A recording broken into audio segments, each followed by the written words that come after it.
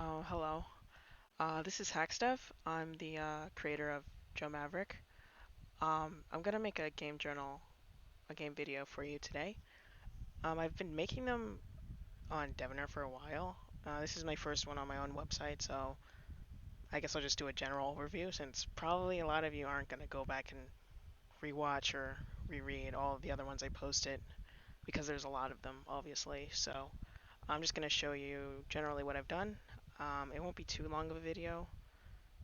I mean, yeah, I mean, there's a lot I did, right? But, you know, I'll make it short and sweet for you. So, yeah, so I'll just show you all the features that I got so far. So, here's the title screen.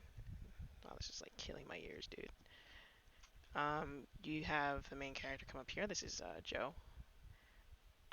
This can be switched out with a bunch of different main menu screens as you unlock them, right? There's a little animation that plays. There's load game. You have the slots for load game. You have an autosave slot. Haven't coded in saving yet, and I'm doing that deliberately because I haven't finished coding the game yet. And if I added saving now, I would have to go back and continually update it every time I added something to the framework of the game. So I'm just going to save that for the very end. And here's the settings. I haven't changed it very much. I mean, they work, but I'm going to change it a lot. I've learned a lot since I made this. I made this like really close to the beginning when I started working on this game. So yeah, and here's like the extra menu thing. So you can see the gallery of stuff you've unlocked. You can see a lot of it is locked because obviously this is a fresh save file. You haven't played the game yet. So yeah, don't have a lot of stuff there. There's also going to be a theater. I don't have any movies yet, so nothing there. There's a sound room where you can listen to, wow, ear rape. There's a sound room where you can listen to the music of the game. Haven't really been paying attention to it, so this is just kind of preliminary. Preliminary? Yeah, I mean, I've been working on the main part of the game, so. And of course the credits. It's just really preliminary as well. So that's the extra little game you saw. New game, got a little pop-up. It shows you the difficulties. Alright, so this one's obviously the hardest. This one's the easiest. Right now, difficulties don't mean anything, because I haven't coded it, right? But I'm getting to the point where I'm going to be coding that in, which is super easy. You just multiply everything. So like for this one, you would just subtract 20%. This one you would add 60% and whatever I want to do. So it's pretty simple. Okay, so this is the actual game part, right? Gonna turn that down for me. So you can see I have it at the default stuff right now, except for the money, because obviously you don't start out with $9 million. But I was just doing that to see. But you start out with Joe and Dan, so you can see them on the corner there. You can see their stats. You can turn that off if you want, but I haven't coded that part yet. So right now it's on by default, the little HUD thing.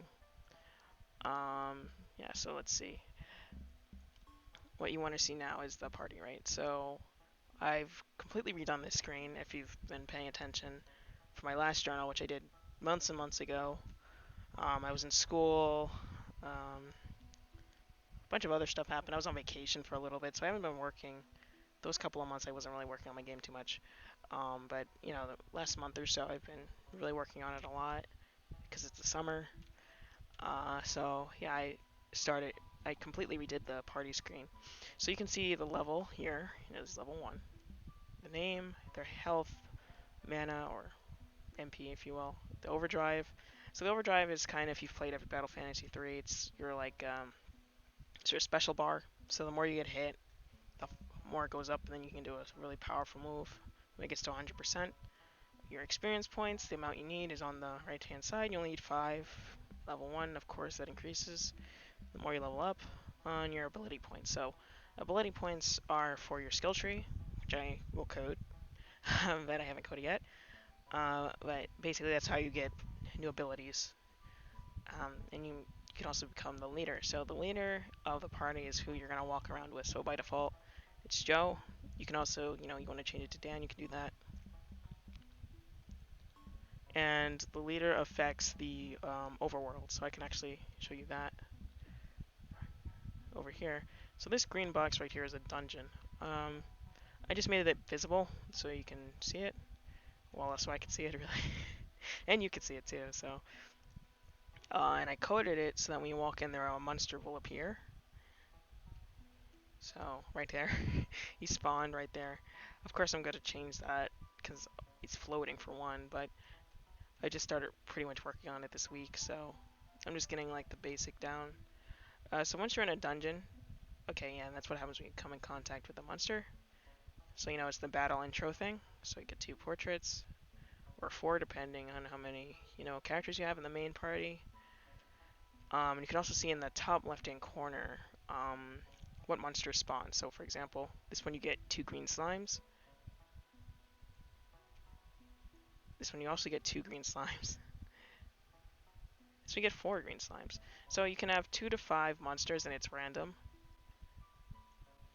You might be saying there's a lot of green slimes. Yes. Right now I only have 2 monsters.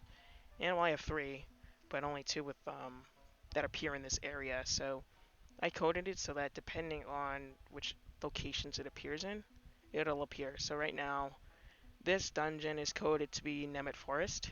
So only the monsters that appear in Nemeth Forest can appear here. So even though I have 3, there's only going to be 2. And while I'm on that, okay, so you can see here, you got 2 green slimes, you also got 2 orange slimes. And it depends on rarity, so I can also show you that. So this is something I also did, the bestiary. It wasn't in the last video, so I can show you that. So right here you can see the ones that you've encountered so far.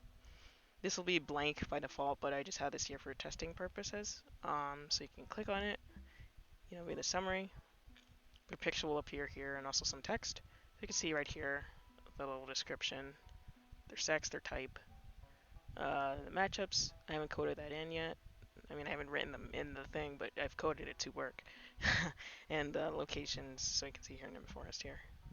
And the rarity also at the top. So the green slime is 1 star. That means he has an 80% chance of appearing. And the orange slime, I was testing it.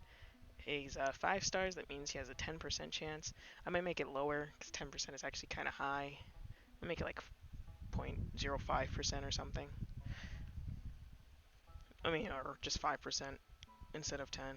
But yeah, this one's test slime.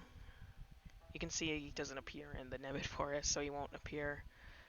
You can also see what they drop. So I just wrote chicken nuggets for a test. You can see the flavor text here.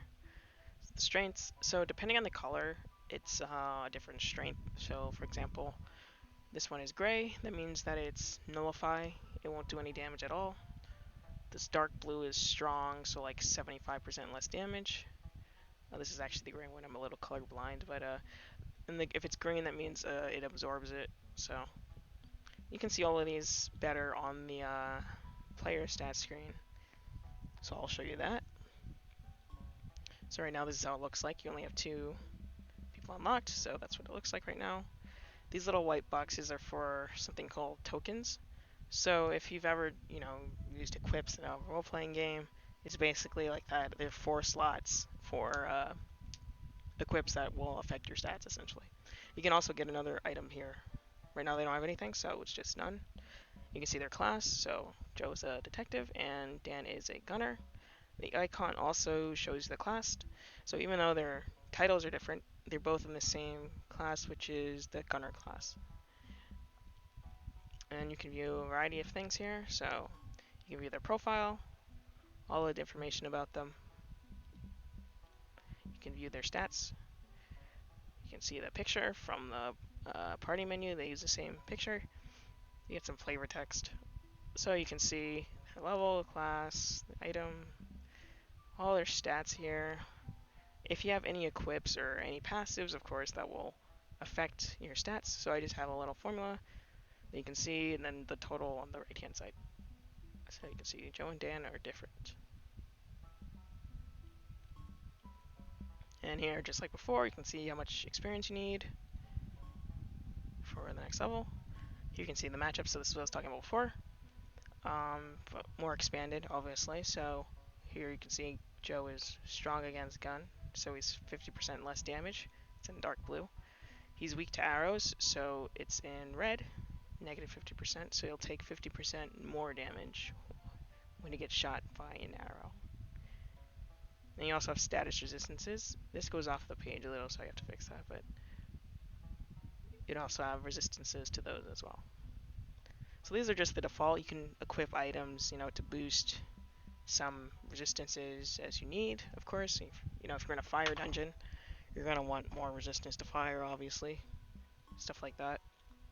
So, you can pick and choose what you want. So that's the matchups screen. Move list. I haven't coded in any moves yet, so it's just blank for now, but the option is there. Same with the special moves. So the overdrive moves, co-op overdrive moves, bunny moves. Your passives, nothing yet, but the spot is there. I literally just have to type it in, because the framework is there. So you can see his weapon, what level it is, what he's wearing. You can change this, of course, and what item he has. I haven't actually coded that in yet because you can see it says talisman, even though we didn't have one on the other screen. So this is just a placeholder, but you can see the equips, the token equips, this is also kind of preliminary, but the different colors. Each token has like a category it has, so you can only have one of each category. That's why they're different colors. But yeah, that is the stat screen. And let's get back. So here we go, another one, the chemistry bar. So the chemistry bar, it shows you the chemistry between two characters. So we only have two, Joe and Dad, right now. They start off, well, everyone pretty much starts off at 0, right? So the more you play in battle together, the more this will go up. And when it goes up to a certain amount, you'll get like a side story that you can complete. So, that's cool. These three I'm still working on, but I started working on the inventory. Oh, well, I didn't do the Z order correctly for that. I just put it in like 5 seconds ago. But yeah, there's nothing on it anyway, so it doesn't matter. And the achievement screen, I think these are still all unlocked, so I'm not gonna click on that because that would be a spoiler. But yeah, I forgot to put them to locked again. So yeah, the help screen, so you can see stuff, about the game. I gotta update it. And there's obviously placeholder imagery here because I can't, I don't have any screenshots. So, but, the general. The world map, I haven't worked on this in a while, but it does, zoom in and out, and I accidentally clicked on the below page somehow. I don't know how that happened. There you go. So that's that, and one more thing, dialogue system. That does work, yeah. Short dialogue for you. I don't know why that played. Oh, I know why. Because the reference is still there. Yeah, I changed the player controller once, and some of my older ones that I haven't touched in a while still use the old player controller. So some of the references will stay, like that one. So I'm just gonna speed run, open it directly, so I can show you the dialogue. There we go. Alright, so go up here. You won't even be able to jump in the actual game. I don't know why I still have it in here, but whatever. So if you go up to an NPC, you can talk to them, they'll come up with this little bubble. Press space. Of course, it won't be, those people, but it'll be whoever you're talking to. But yeah, and there's also choices and stuff, but I don't feel like going through that right now. If you want to see it, go watch another older video of mine. I don't really feel like doing it because it's long, so.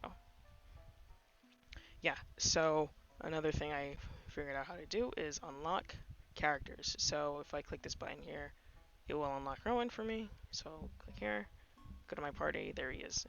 So now you have 3 people. And if you check out the chemistry bar, now you can go across, and he is here. And the icons are also, they update to be the next person, previous person, depending. You can't have two people, the same person at the same time, no matter how hard you try. It'll go to the next person over.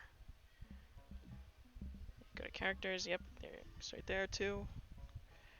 You can see his profile, you can see his stats.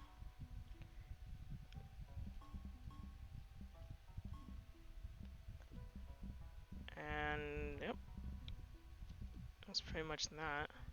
Now you go into battle. This box, you can see his now. So yeah, the framework. Oh yes, and also the leader thing, I forgot to show you that.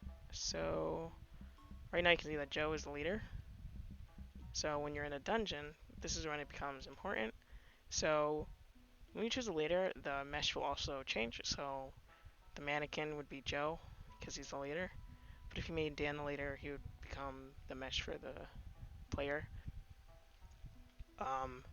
But anyway, the main thing of the leader is when you go into a dungeon. So each character has a different weapon, obviously. So Joe, he has a pistol. So you can have the opportunity to shoot a monster when you're in a dungeon. So if you right click, that'll bring up your weapon. You can see in that bottom right hand corner, bottom left hand corner actually, I'm kind of dumb. So Joe has 7 bullets by default, right? So you can click, makes it one go down. I don't have any, what's it called, particle systems yet. So, I don't have a mesh for the bullet. I mean, I could probably just make a circle or a sphere and just elongate it and make a bullet that way, but I haven't been thinking about it really. And when you run out of bullets, it tells you to reload. You can press R, reloads it for you. And there's also a mode you can zoom in, so you press shift, you can zoom in. You can also shoot zoomed in. If you're just zoomed in and out of ammo, it'll just flash like that. You press R, it goes away. It does mess up your rotation a little bit, so obviously that has to be fixed. But the general idea is there, right? So now let me show you. So when you choose Dan as your leader, you go back in, you press R. This time you have 2 revolvers. So that's Dan's weapon. He's used 2 revolvers there. So you shoot, and it goes one over. Just reload. Reload. Keep shooting. Same thing with Joe. Zoom in. So that's not supposed to happen, obviously, but I probably still have it coded to Joe's ammo. But anyway, that's that. So yeah, let me show you leveling up and class changing. Hooray, hooray. So obviously this is the data for all the information of the players. So the general way you do it is you make a struct. You keep everything in a data table. That way it's super easy to edit it and all that nonsense. So obviously, some characters you don't meet at level 1, right? So you don't want to hard code in level 1 for your party. So you can change it here. So for example, I'll make Joe level 5.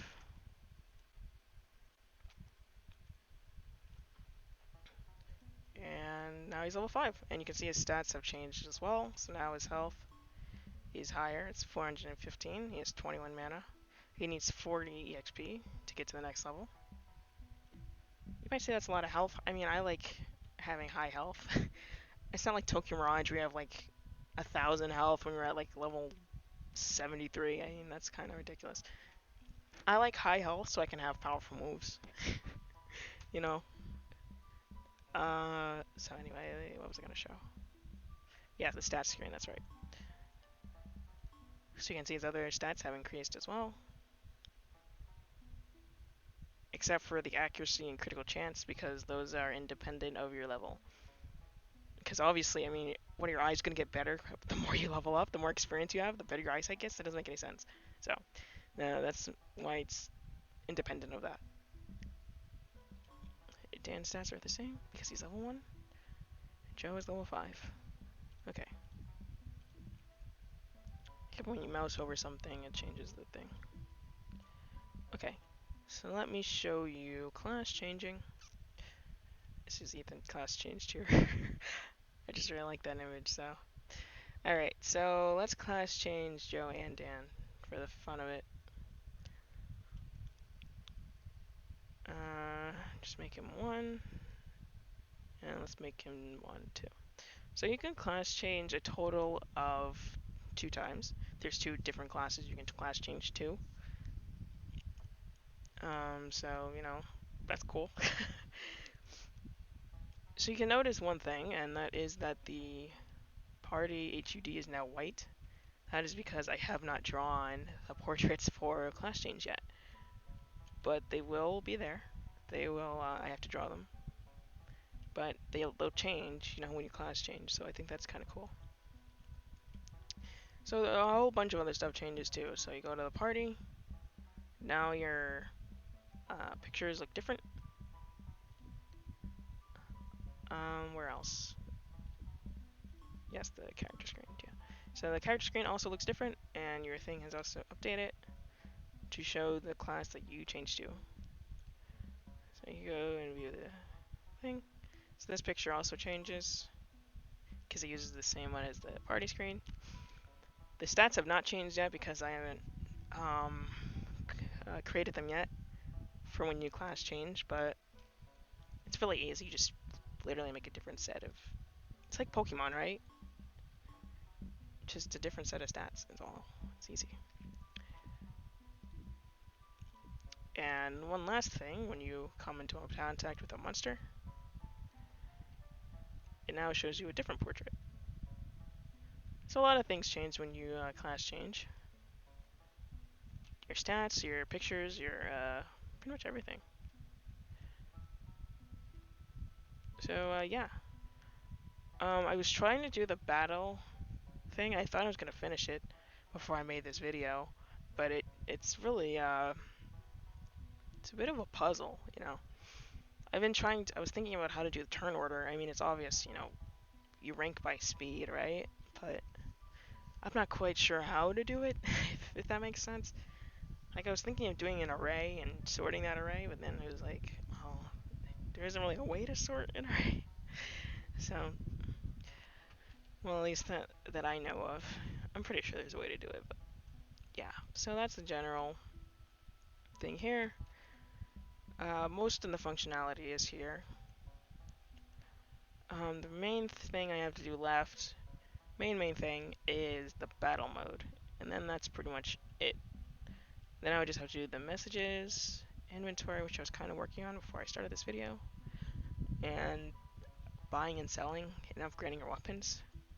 But I mean, that's super easy. I know how to do that already. That's really easy. It's literally just setting values, right? When you upgrade a weapon. It's super easy.